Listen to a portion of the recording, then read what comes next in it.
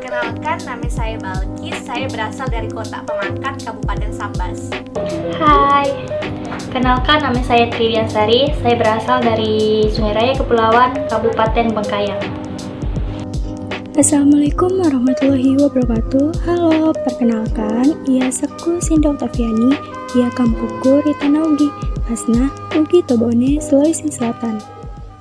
Assalamualaikum warahmatullahi wabarakatuh. Perkenalkan, nama saya Minarisnita, saya dari Sambas. Hai, jadi nama aku tuh Erlarita Meisha Rizky Diansyah. Aku tuh dari Kapuas Hulu, tepatnya di Kusiba Utara. Baiklah kawan-kawan, pada kesempatan itu kami akan membahas salah satu tokoh buku, yaitu Maksina.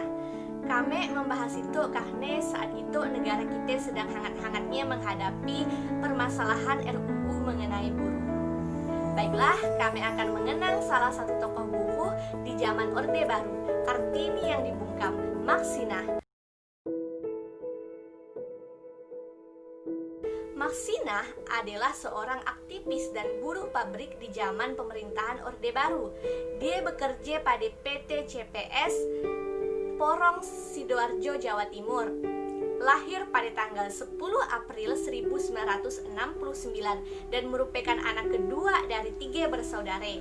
Sejak usianya 3 tahun, Maksina telah ditinggal mati oleh ibunya, sehingga dia diasuh oleh neneknya yang tinggal bersama bibinya di desa Ngelundo, Nganjuk, Jawa Timur. Pendidikan dasar ditempuhnya di SD Karangasem 189, pendidikan menengahnya di SMP N5, dan pendidikan menengah atasnya di SMA Muhammadiyah. Sayangnya, pendidikan Maksina hanya sampai di Siaja karena kondisi keluarga yang miskin, sehingga tidak punya cukup biaya untuk melanjutkan sekolah ke jenjang yang lebih tinggi.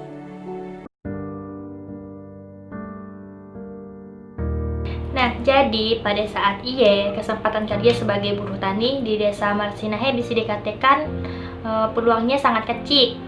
Nah, jadi ialah yang dorong Marsinato untuk pergi ke kota dan cari kerja di Sinun. Tujuannya ya tentulah Marsinato nak nabung biar bisa melanjutkan sekolahnya ke perguruan tinggi.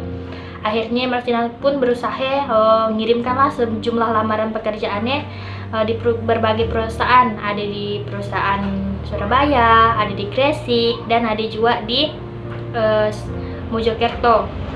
Nah, akhirnya Marsina pun kena terima di perusahaan sepatu bata di Surabaya pada tahun 1989. Di sinilah Marsina mulai kerja sebagai seorang buruh pabrik.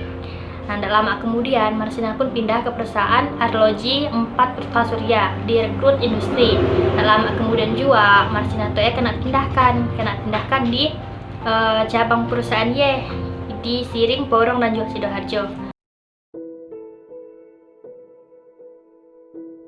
Mapamula demoe, yaro waktu nasabah perusahaan ngendroi Marsina majama napigau tindakan diskriminasi di pajama lokale. Ia naro pajama lokale pada ketati waktu majamanna si bawa gajinna, dekna si bandi si bawa pajama singe. Ia jamanna lebih megampangi na gajinna melopo. Ripa mula tahu sisebu asra ratuna asra puluna telu, Gubernur KDHT Kaset di Jawa Timur, napesu surat edaran nomor 50 tahu sisebu asra ratuna asra puluna 2. Ia lisetna nahimbawi ri pengusaha barana pendrek kesejahteraan karyawanna, si bawa nawerengi gaji 20% gaji pokok. Neya himbauan naro nasambui mario merendu karyawange. Naya ikia rasisena pengusaha pada tetambai pengeluaran na pengusaha. Ripa tenggana ulepa sesebuah asra ratuna asra puluna telu, karyawan PT Catur Putra Surya porong nabahas surat edarange si bawa masara. Tenggelak telu lelima sesebuah asra ratuna asra puluna telu, pajamai necangi si bawana majama, si bawa komandan rayon militer turun tangangi barak dena marusa pajamai. Tenggelak pau lelima sesebuah asra ratuna asra puluna telu, na ia buruya magom ajama. Nah ia na aju kang 10 dua tuntutan, termasuk pengusahanya harus napendrai gaji na pajamai.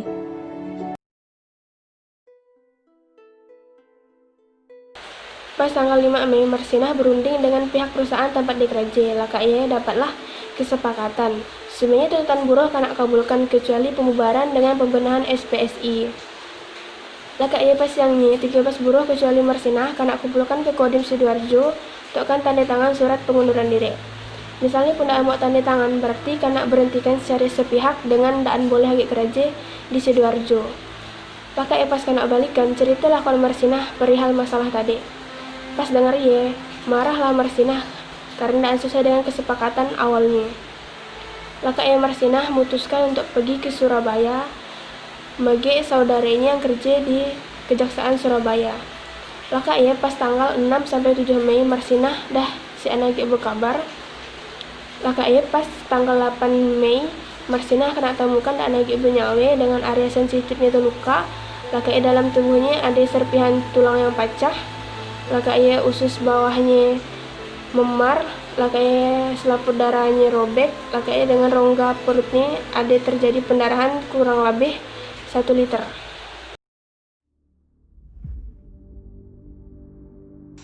Setelah merebahnya berita tentang pembunuhan Marsinah, ada 8 petinggi PT CPS ditangkap secara diam-diam tanpa prosedur resmi, termasuk Mutiari selaku ketua personalia PT CPS dan satu-satunya perempuan yang ditangkap. Mereka mengalami gangguan fisik dan mental selama diinterogasi di sebuah tempat. Setiap orang yang diinterogasi, disiksa, dan mereka dipaksa untuk mengakui telah membuat skenario dan mengadakan rapat untuk membunuh Marsinah. Tujuan dari penyiksaan yang rutin itu supaya Satpam dan manajer PT CPS mengaku telah membuat perencanaan untuk membunuh Marsinah. Padahal, aparat Kodam 5 Brawijaya lah yang telah membuat skenario palsu tersebut. Tanggal 30 September 1993 telah dibentuk tim terpadu untuk menyelidiki kasus pembunuhan Marsinah. 10 hari kemudian, akhirnya dibawa Halaki mengenai ditahan Polda Jatim alami kasus pembunuhan Marsinah. Pengacara Yudi Susanto mengungkapkan adung rekayasa oknum aparat Kadin untuk melalui kambing hitam pembunuhan Marsinah. Pada akhirnya, secara resmi, tim terpadu telah menangkap 10 orang yang terduga terlibat kasus pembunuhan Marsinah. Salah seorang dari 10 orang yang tertangkap terlibat pembunuhan Marsinah adalah anggota TNI.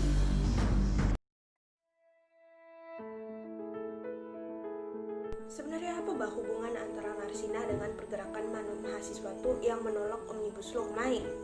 Hubungannya tuh adalah bagaimana masyarakat tuh mencoba untuk menyuarakan aspirasinya yang memang jarang didengar. Jika tidak diaspirasikan, terkadang tuh akan berujung ke petaka dan berdampak dengan kesalahan sistem kerja terhadap buruh di Indonesia. Sedangkan secara idealnya, jam kerja, waktu kerja, gaji adalah Adapun waktu ideal menurut jam kerja menurut saya yaitu 40 jam dalam waktu 1 minggu atau 7-8 jam per hari, di mana ketentuan kerjanya 5-6 hari dalam seminggu. Nah, adapun gaji ideal menurut saya terutama lah untuk UMR, ia 2,5 juta dalam jam kerjanya 160 jam per bulan.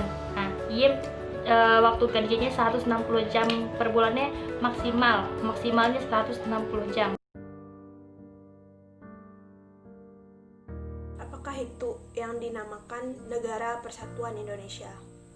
Oh kawan-kawan, dulu di masa Orde Baru, hal yang sama pun ada juga dengan topik atau pembicaraan tuh yang diomongkan tuh sama.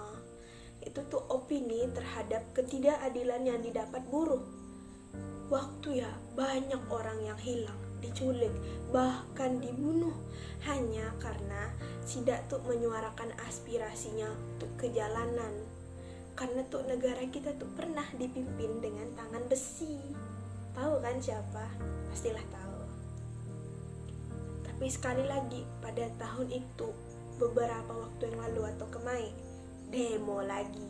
Demo kenapa? Demi menyuarakan aspirasi lagi. Demi apa sih sebenarnya undang-undangnya? Ya, disahkan pakai apa? Bukankah untuk rakyat? Demi rakyat, bagi rakyat.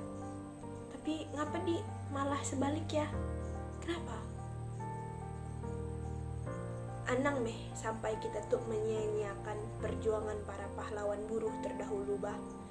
Jangan anang sampai meh kita tuh hanya mementingkan keperluan investor yang asing lagi, hingga tuh kita tuh lupa apa sih kepentingan masyarakat kita sebenarnya apa ya.